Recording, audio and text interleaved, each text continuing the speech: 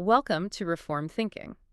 So, imagine looking at an X-ray of the universe, and you are expecting to see this clean, engineered system. Right, you expect things to be in order. Yeah, but instead you see this shattered mess, like a cosmos just tearing itself apart at the seams. That is quite the visual to start us off. It is. But, usually when we talk about a medical diagnosis, there is this expectation of precision.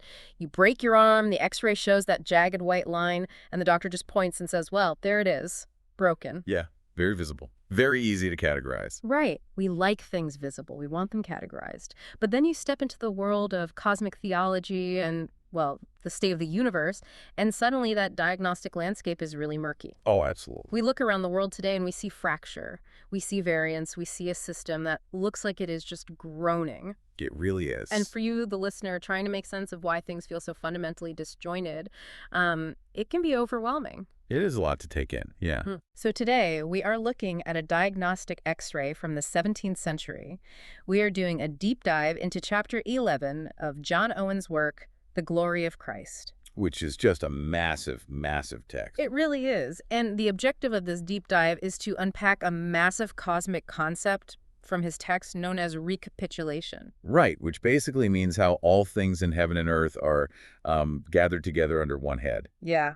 And the historical context here adds, quite a bit of weight to the diagnosis, doesn't it? Oh, for sure. Because, this text was written near the very end of a life spent in the middle of massive political and social upheaval. 17th century England was not exactly calm. Not at all. Civil wars, plague, political betrayals. But the author was looking past the immediate fractures of his own day. He was focusing entirely on the largest possible picture. Yeah. If you ever look at the world and see confusion, well, the theological framework laid out here offers a logical, historical explanation for how the fracture actually occurred. And it goes much further than diagnosing the break, right? It does. It details the specific mechanism God uses to secure the cosmos so it can never break again. Which is just an incredible thought. We are basically walking through the entire timeline of existence today. From the absolute beginning, like before time even existed. All the way to the final, unbreakable state of the universe. Let's do it. So we have to start before the beginning. The best place to start. Right. The text goes straight to the name of God revealed in Exodus 3.14, which is I am. Yeah, that is a huge theological starting point. The argument presented is that God alone has all being in himself. Before anything else existed, before a single atom or angel was created, God was eternally all. And there's a really fascinating philosophical claim made here that God's being and his goodness are the identical thing. Right, there is no separation between who he is and the goodness he possesses. Yeah, the absolute self-sufficiency of the Trinity is the necessary starting point for any coherent theology of creation. Okay, unpack that a bit for us. Sure. So when the text asserts that God's being and goodness are identical, it points to the doctrine of divine simplicity. Meaning he isn't made up of parts. Absolutely right. God is not made up of parts. He does not have goodness as an accessory. Goodness. He's goodness. He was and is eternally in himself all that he will ever be. Prior to any act of creation, God was experiencing infinite blessedness. Complete self-satisfaction. Yeah, and reciprocal love within the Father, the Son, and the Holy Spirit. The ontological Trinity lacks nothing. Nothing at all. We often anthropomorphize God, imagining him as lonely before creation. Like he needed a pet or a friend. Right, creating the universe because he needed companionship or an object for his love. But the theological framework here shuts that down entirely. Because if God needed something, he would be dependent. And a dependent being cannot be infinite. That makes total sense. Creation did not add a single drop of glory to God's intrinsic nature. It made no change in his state whatsoever. I was trying to think of a way to conceptualize this self-sufficient motive. Okay, let's hear it. So, imagine an anonymous billionaire who possesses absolutely everything and lacks nothing. Nice life. Right. And this person starts a massive charitable trust. They are not doing it to generate more wealth. Because they already have everything. Yeah. And they are not doing it for public recognition since they remain strictly anonymous. Okay, I see where you're going. They do it entirely for the sheer joy of communicating the wealth, of just giving it away. The goodness is found in the outward communication of the wealth. That is a really helpful analogy. The communication of goodness is the sole driving force. But does it capture the whole picture? Well, Your analogy captures the lack of internal need, but we have to push it further to grasp the metaphysical leap involved in creation. Okay, push it further. The billionaire is taking existing material, right? Money, resources, and just transferring it to someone else. Sure, the money already exists. But the text argues that God actually communicates finite, dependent being itself out of absolutely nothing. Creation ex nihilo. Yeah, God takes his own infinite goodness and says, let there be something else that gets to experience existence. Because all being and goodness reside in God alone. So the first outward act of his nature must be the communication of that being to things outside himself. Infinite being in self-subsistence produces dependent being. And infinite goodness shares existence. Right. And infinite wisdom and might execute the communication. Beautifully said. When God said, let them be, and they were, he looked at it and saw that it was exceeding good. Exceeding good, yeah. That brings up the structure of the original architecture. Since God lacks nothing, and creation is this outward communication of his goodness, what did this flawless system actually look like on day one? That is the big question. The text describes a system characterized by direct, immediate dependence on God, without any intermediary. Yeah, every created thing drew the continuance of its existence directly from the immediate acting of God's nature. No middleman. None. Within this original architecture, God established two distinct rational families. Angels and humans. Right. And he prepared two distinct habitations for them. Heaven above for the angels, and the earth beneath for humans. And each habitat was perfectly suited to the constitution of its inhabitants. Absolutely. Humans were given dominion over the earthly realm, Tasked with using the animate and inanimate things of the earth to give glory to God. while the angels were given dominion over the celestial and ethereal bodies. To contemplate them and bring a revenue of praise back to their creator. Yeah, it was a very orderly system. Now, the two distinct habitations concept makes sense to me, but the text gets remarkably sharp on a specific point here. Oh, the alien question. Yeah. The claim is made that suggesting there is any other race of intellectual creatures besides angels in heaven and humans on earth is a chimera. A chimera. Strong word. It asserts that people who imagine other intellectual beings lack sobriety in their thinking. It does not hold back. My initial reaction was to push back on this. I mean, it feels like a rigid 17th century geocentric view, just shutting down the possibility of life elsewhere in a massive universe. I get why you'd feel that way. Why is the theology so insistent on a closed system? Couldn't an infinite God have infinite expressions of grace across a billion galaxies? It is a fair question. But the insistence on a closed system is not born out of a lack of scientific imagination. Okay, then what is it? It is rooted in the mechanics of federal headship and redemptive history. Break that down for us. The biblical architecture is viewed as a precise theater designed specifically to manifest the glory of God through these two precise families. Angels and humans. Yeah. The entire narrative of creation, the fall, the incarnation, and redemption is intimately tied to the specific natures of humans and angels. Okay, I am tracking. If you introduce a hypothetical third intellectual race, the mathematics of the theology just break down. How so? Well, did this third race have a covenant of works? Did they fall? Oh, wow. If they fell, did the Son of God have to take on their nature to redeem them? Or are they left without hope? That gets really complicated. It does. The uniqueness of the hypostatic union, which is the Son taking on human flesh, requires a specific closed narrative structure to maintain its supreme significance. So the closed system is necessary for the uniqueness of the incarnation.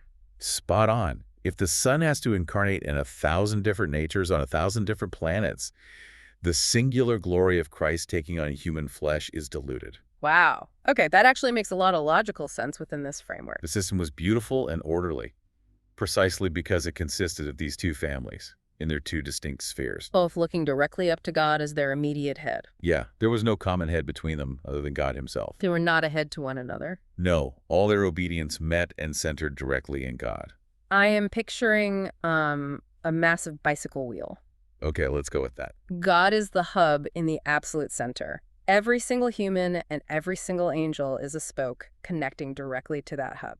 That is a great visual. There is no outer rim connecting the spokes to each other. Their relation to each other is entirely dependent on their shared connection to the center hub. Yeah, this original order was flawless. Yeah. But structurally, it relied on the direct, continuous obedience of these rational creatures. Which made it vulnerable. Very vulnerable. It's Yeah. vulnerable to the mutability of their free choices. And that vulnerability leads directly to the cosmic fracture. Right into it. The text explains that the entrance of sin dissolved that beautiful order.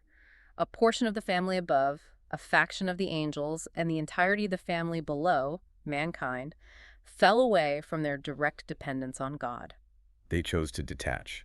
And because that center of union was lost, the result was immediate variance, enmity, and confusion. The spokes detached from the hub, and suddenly they are crashing into each other. Exactly. I mean, it is just chaos. But there's a fascinating distinction made here regarding God's response to the environments of these two families. Yes, the curse. Right.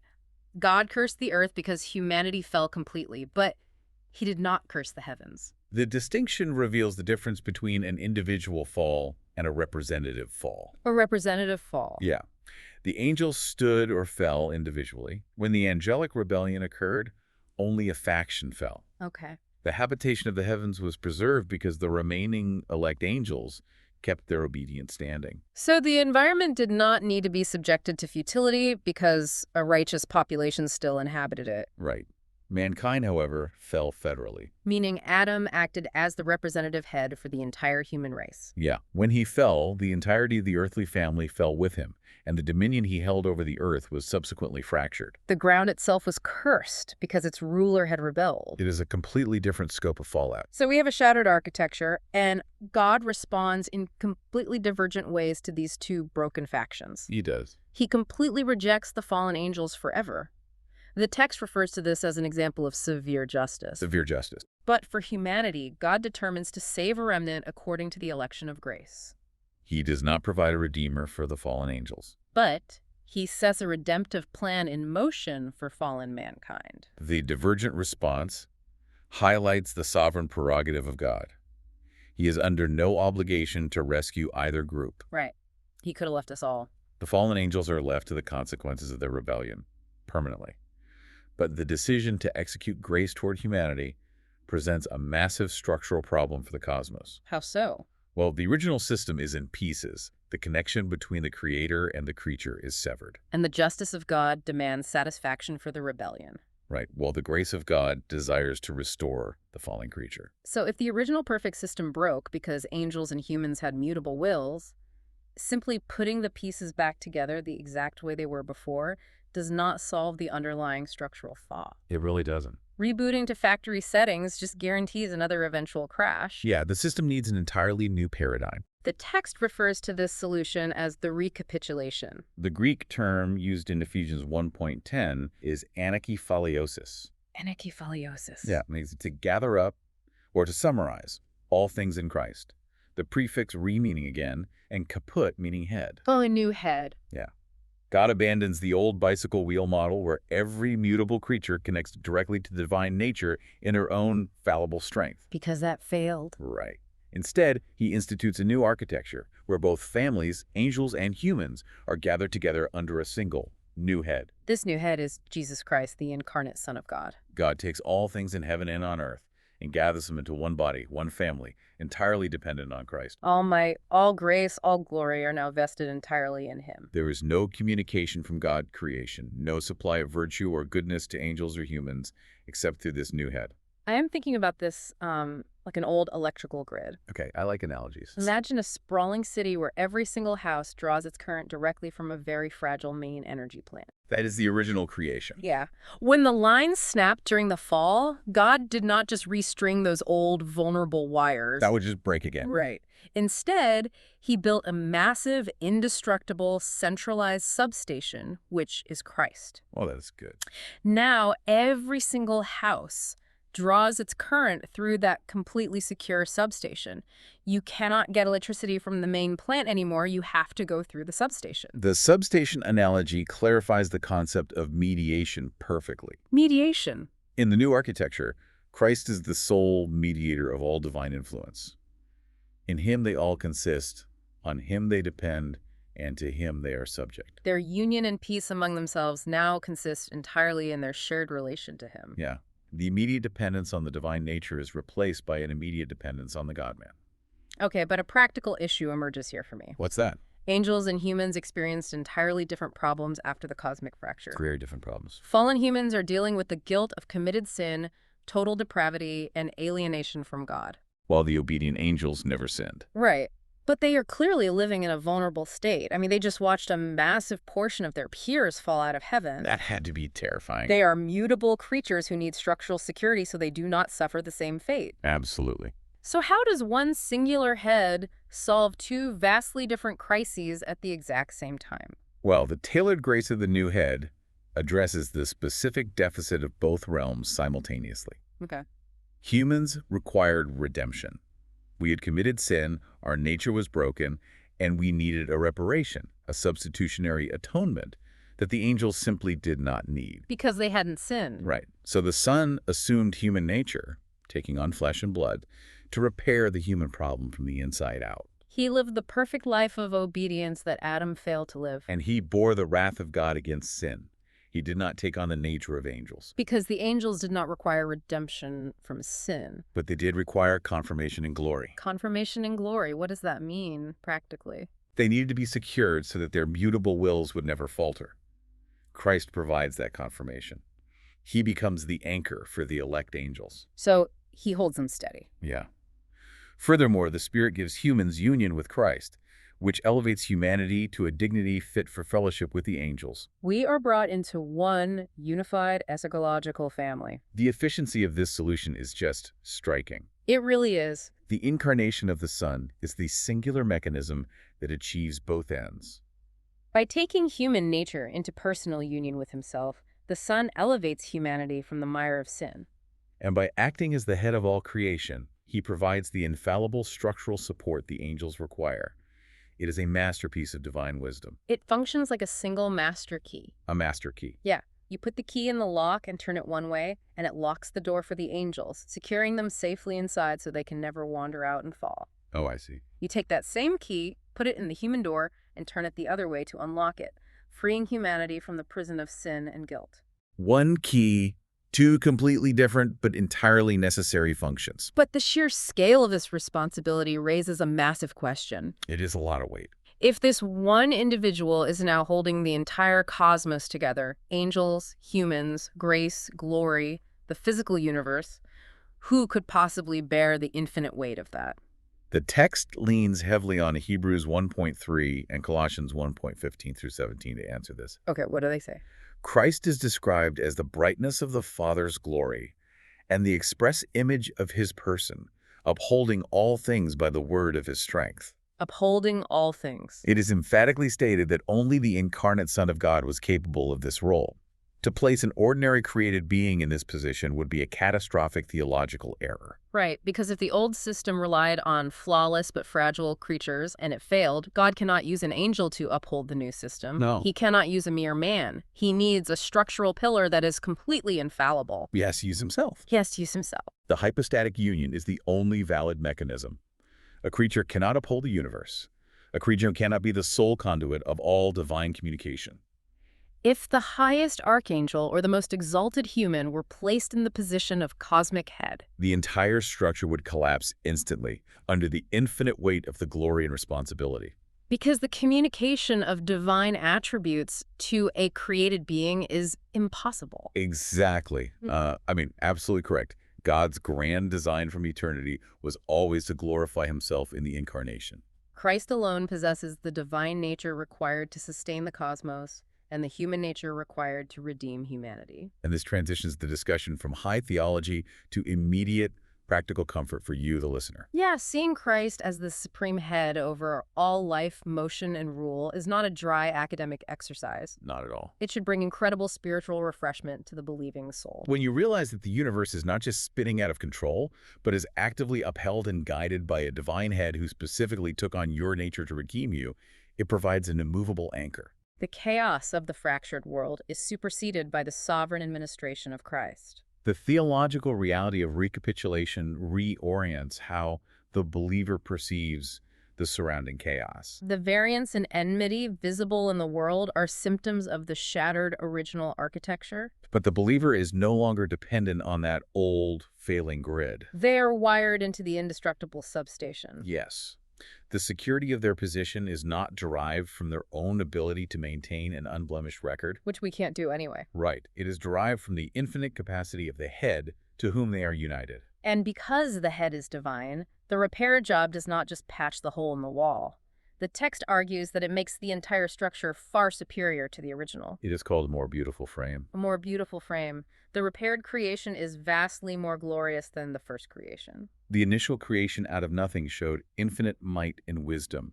It was exceedingly good. But fixing a defaced creation, Bringing life out of death and uniting two distinct families under one divine human head required God to lay forth even greater treasures of infinite wisdom. recreation out of ruin demonstrates a depth of grace and mercy that the original creation could never display. There is a specific Jewish saying quoted in the text that captures this scope perfectly. Oh yeah, in the days of the Messiah, all things shall be healed, but the serpent. Such a vivid phrase. Everything in the cosmos is restored, elevated, and brought into perfect harmony under Christ, except for the author of the fracture and his seed. The serpent is left unhealed, eternally outside the new architecture. The rest of creation groans for this full restoration, waiting for the final realization of this new order. The quotation reinforces the finality of the cosmic repair. The new architecture does not leave any loose ends. The judgment on the serpent is just as permanent as the security of the elect angels and redeemed humanity. The manifold wisdom of God, as described in Ephesians 3.0 new, is fully displayed in this comprehensive resolution. And you know, the reaction of the angels to this unfolding plan is one of the most compelling aspects of the text to me. Oh, it is fascinating. The angels were totally surprised by the recapitulation. They really were. They did not know the backup plan after sin entered. They possessed vast intelligence, but they are not omniscient. When the cosmic fracture occurred, the angels could not comprehend how the loss could ever be repaired. They knew the severity of God's justice, having just watched a third of their peers cast into darkness. They knew the original law of strict obedience. They understood the mechanics of the covenant of works. But they did not know the depths of divine grace. They had no grid for substitutionary atonement or the incarnation of the Son. So they were essentially watching divine intellect unfold in real time. Yeah, they were looking at the incarnation, the life of Christ, the cross, the resurrection, and the gathering of the church. And they are learning aspects of God's character they had never seen before. They are watching the master architect build a completely new kind of structure right on top of the ruins of the old one. They are looking into these things, as Peter says in his epistle, with intense curiosity and awe. The theater of God's glory is playing out, and the principalities and powers in the heavenly places are the audience. Wow. This superior wisdom results in the highest possible benefit for both the believer and the obedient angels. Oh. An unbreakable state. The text refers to this as indissoluble consistency. Indissoluble consistency. Okay, so if the first perfect system broke because angels and humans had free will, what is stopping us from just breaking this new system all over again tomorrow? That is the natural fear. Yeah. Right. If mutability was the problem then, why isn't it the problem now? Well, the foundation has completely changed. How so? The first setup depended on the active obedience of mere rational creatures. It rested on human and angelic shoulders. And because those shoulders were finite and fallible, the system broke. Right. But the new creation rests entirely on the shoulders of the incarnate Son of God. Because every believer and every elect angel is now gathered into this one head, they possess a security from ruin that is absolute. It is structurally impossible for the new system to shatter again because the head cannot fail. It cannot fail. But if the structural security is so absolute, does that mean our daily actions or our obedience no longer matter? People always ask that. I mean, if the system cannot break regardless of what I do my choices have any weight at all? The function of obedience has fundamentally shifted. Shifted how? In the original creation, active obedience was the load-bearing pillar holding up the relationship with God. If the creature failed to obey, the pillar cracked and the relationship caved in. Yeah.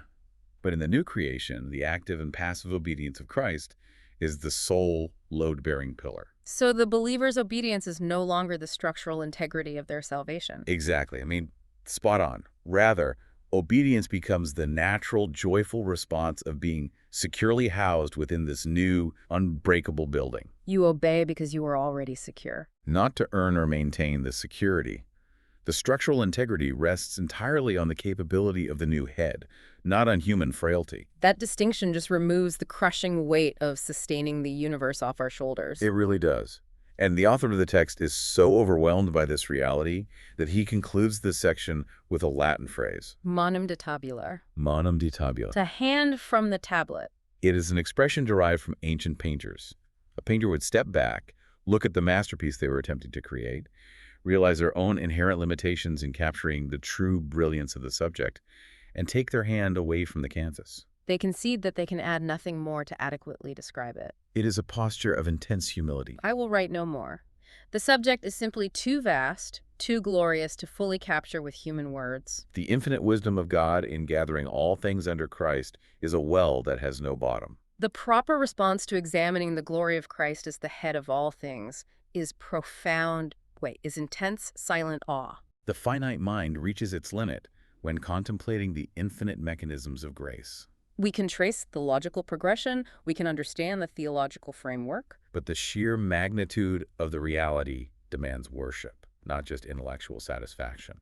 Yeah, we started with the self-sufficient I am, the God who lacked nothing but chose to communicate existence and goodness entirely out of joy. We saw the original, beautiful architecture of two families, angels and humans, looking directly to God. Then we witnessed the devastating cosmic fracture where the loss of that center brought variance and ruin. But instead of abandoning the project or simply resetting it to a fragile state, God executed the grand recapitulation. He gathered both angels and humans under a new head, the incarnate Son. He built the indestructible substation. He used the master key to lock the angels in security and unlock humans from sin. He established a new reality that possesses an indissoluble consistency. It can never be broken again. The X-ray we started with showed the jagged white line of a broken world. But the text hands us a different X-ray. It shows the structural reinforcement that God has welded into the very fabric of the cosmos. The fracture is real, but the repair is infinitely stronger than the original bone. We want to leave you with a final thought to mull over as you go about your day. Something to really think about. The holy angels and heaven beings of immense intellect and strength who have never sinned a single time still require the active, sustaining work of Christ to secure their ongoing standing and prevent them from falling. Even them. If those magnificent, unfallen beings rely entirely on the new head to keep them standing, how does that shift the way you view your own daily reliance on him?